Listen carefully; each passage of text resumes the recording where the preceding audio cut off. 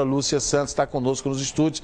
Você pode participar da entrevista dela, que o prefeito Elmano teria sugerido a instituição de uma fundação estadual de saúde para gerenciar os serviços dos hospitais regionais e os hospitais de referência. E os médicos acham que a história não pode ser bem por aí. Já já nós vamos ouvir o Sindicato dos Médicos com a presidente, doutora Lúcia Santos, tá? Você pode participar da entrevista dela enviando a sua mensagem de texto para a palavra agora, dá um espaço e redige e envia para 50091. Antes, bom, então deixa eu conversar aqui com a doutora Lúcia Santos, presidente do Sindicato dos Médicos. Boa tarde, doutora. Boa Prazer tarde. tê-la aqui.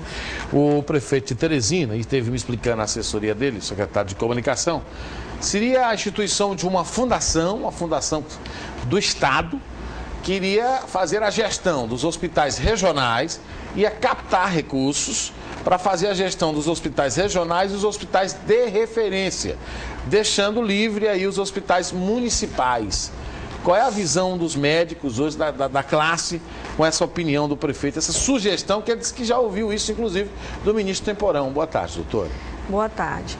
Olha, Silas, a gente entende que os problemas públicos, eles têm que ser resolvidos pelos seus governantes. Eu passei o dia vendo, hoje, inclusive aqui no canal, no Meio Norte, problema, e já ouvi a população reclamando sobre a limpeza pública, que a SDU não estariam funcionando na coleta de lixo. Bom, o que é público tem que ser resolvido pelos governantes, né? E a saúde pública não é diferente. Você não pode entregar o dinheiro público, que é público, um ente privado administrar. De longe resolveria o problema. Claro. Né?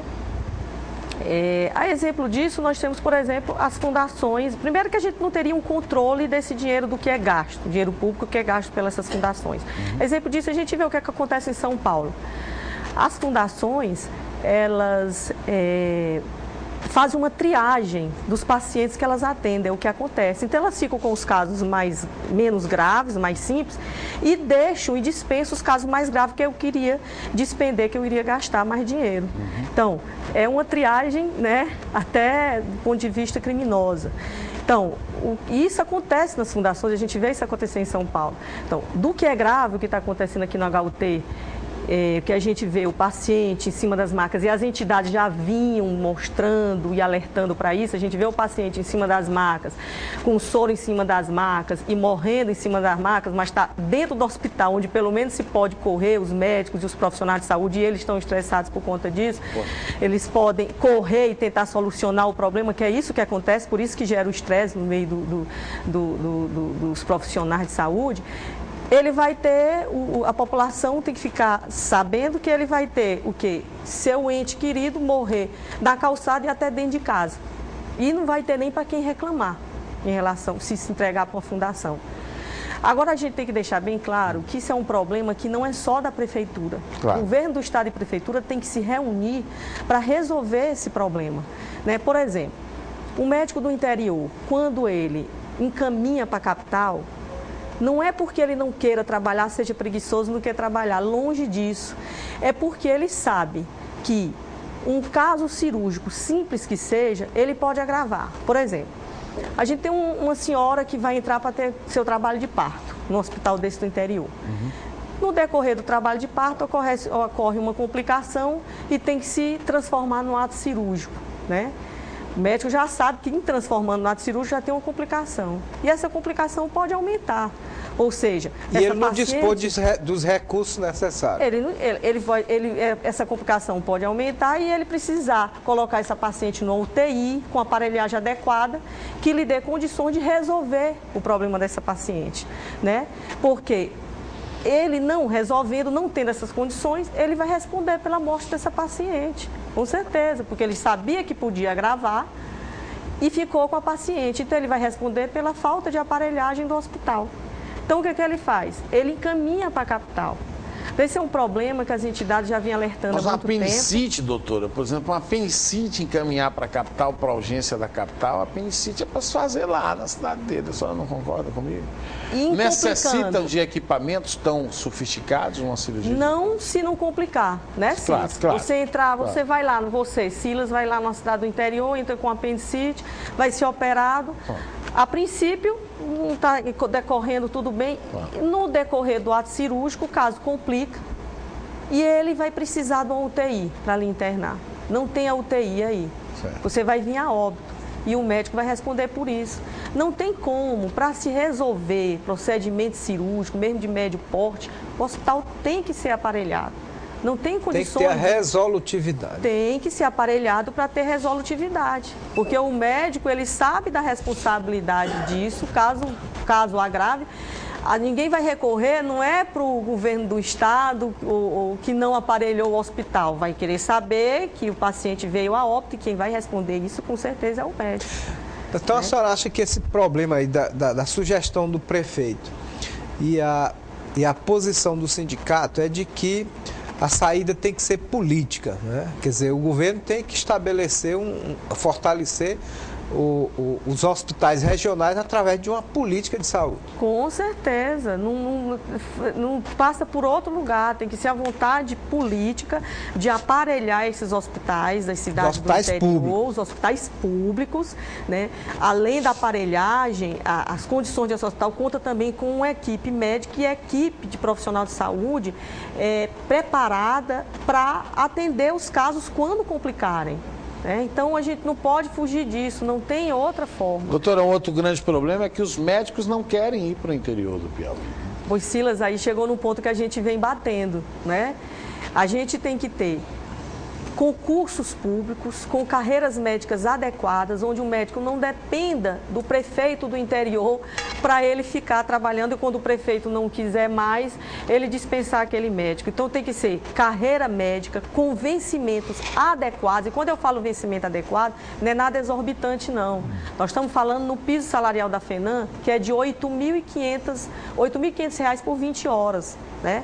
Que esse piso salarial da FENAM, ela é baseado num estudo que é feito pela Fundação Getúlio Vargas. Então, a gente não está falando de valores irreais e exorbitantes.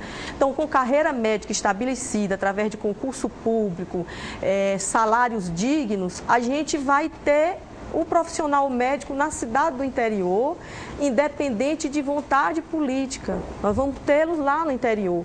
Equipando os hospitais e com equipes médicas e de profissionais de saúde também, a gente vai ter condições de ter resolutividade. E tendo resolutividade nesse hospital do interior, as pessoas não precisam vir para a capital e deixar aquela grande demanda como tem no HUT.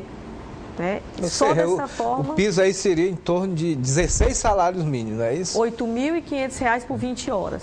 Né? Mais ou menos, o salário mínimo do médico. 16, 17 salários mínimos. Isso. Ok, foi um estudo feito pela Fundação Getúlio Vargas, onde ele leva em conta o custo de vida, a qualidade de vida do médico, um vencimento, um valor que ele pudesse ter para ter uma qualidade de vida e se qualificar, que a gente sabe que o médico ele tem que estar constantemente se atualizando. Então, a classe poderá se posicionar contra uma fundação como essa?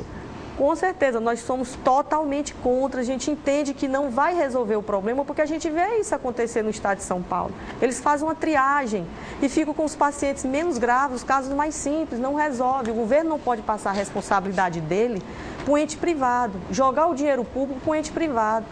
Saúde é responsabilidade do governo. Ou seja, os casos de alta complexidade, eles são mais caros, né? Os casos de alta complexidade, aí sim, poderiam vir para o Hospital Getúlio Vargas, que é um hospital de especialidades, para resolver os casos de alta complexidade. Mas de baixa e média complexidade, os hospitais do interior têm que estar aptos para resolver, porque em complicando, não há tempo hábil para se transferir o paciente para a capital. E aí, onde ocorre o risco de vida do paciente, e o médico sabe disso e não joga com a vida do paciente. Ele não aposta com a vida do paciente porque a gente estudou e se preparou, foi para salvar vidas e não apostar a vida do ser humano. Pô, não. Agora, vamos ao povo, doutora. Agora eu só queria, Cília, uma perguntinha só antes de começar aí, é com relação à posição do sindicato, com relação a esse trabalho que a categoria faz lá no HUT, essa pressão que existe em cima dos profissionais do HUT para esse atendimento fora do comum. O HUT, ele é um local, uma bomba perto de explodir, né? Porque com uma demanda enorme de pacientes graves, né? a demanda acima do que ele poderia suportar, os profissionais, tanto médicos como os não médicos, assoberbados e estressados por conta daquele acúmulo de trabalho. Então, fica mais difícil ainda quando a gente toca HUT versus salários que são pagos atualmente para os profissionais que trabalham lá, aí é que fica mais complicado, porque um hospital, um local onde tem essa série de problemas, onde os profissionais enfrentam essa série de problemas, aí é que fica muito mais difícil se administrar isso com salários baixos que estão aquém do que deveria ser. Aí é que o problema se torna maior, Paulo. Vamos ao povo então, doutora. Os médicos conseguiram o que queriam no município e no estado. Querem ainda mais o quê, doutora? De jeito nenhum. A gente não conseguia ainda o que queria no município e no estado, né? Os médicos, eles estão tendo uma paciência enorme, porque nós fizemos um plano de carreira, não tivemos aumento do salário, a população tem que saber disso. O que ocorreu foi que a produtividade foi para dentro do vencimento. Por quê? Para que o médico pudesse ter um 13º, ter umas férias e uma aposentadoria pelo menos digna, porque se aposentavam com R$300. Ou seja, seria incorporado. Foi incorporado. Esse é que foi a história das carreiras médicas a nível de estado e municipal, foi isso. Nós não tivemos vencimento real. Está longe de conseguir o que quer. Mesmo assim, do que seria o justo, o necessário. Mesmo assim, a classe médica está com toda a paciência, obedecendo as etapas, para a gente poder, aí sim, depois avançar no vencimento que seria o justo e o adequado. Está longe da gente conseguir o que quer, mas eu logro aqui a classe médica pela paciência que tem, porque sabe que lida com vida humana e sabe da responsabilidade disso. Você tem razão em alguns aspectos, em outros não. Pagar R$9 mil a um médico para ele ser candidato a prefeito daqui a 4 anos é de lascar. Eu digo para quem fez esse comentário... Danado é que o médico realmente chega no interior e danado para se candidatar a prefeito, né? Faz uma política danada.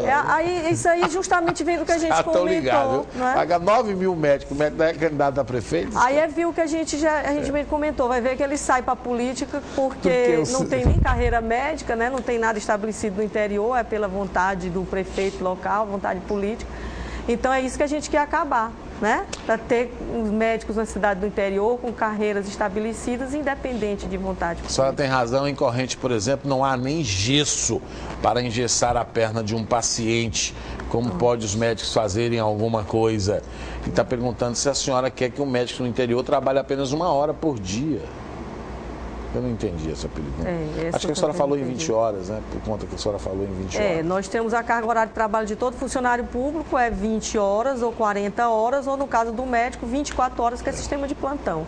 Né? 1 hora por dia não... No caso de 40 horas, aí já é quase dedicação exclusiva. Isso só poderia ser com dedicação exclusiva, que é o que a gente defende. O Hospital Demerval Lobão só tem acadêmico de plantão e atendendo, inclusive, urgências. O que o CIMEP pode fazer para resolver isso? Paulo Souza. Paulo, a gente pode sim encaminhar essa denúncia para o Conselho Regional de Medicina, né, para ser penalizado o gestor, se for médico, ou o diretor médico, que é responsável, que vai responder por tudo isso. Segundo o novo Código de Ética, o diretor médico responde por todas as mazelas no hospital. Então, ele vai ter que ser responsabilizado porque contratou acadêmicos para atender no lugar de médicos. É grave. Tá certo, doutora. Muito obrigado, então, pela sua participação. Tá? Olha, já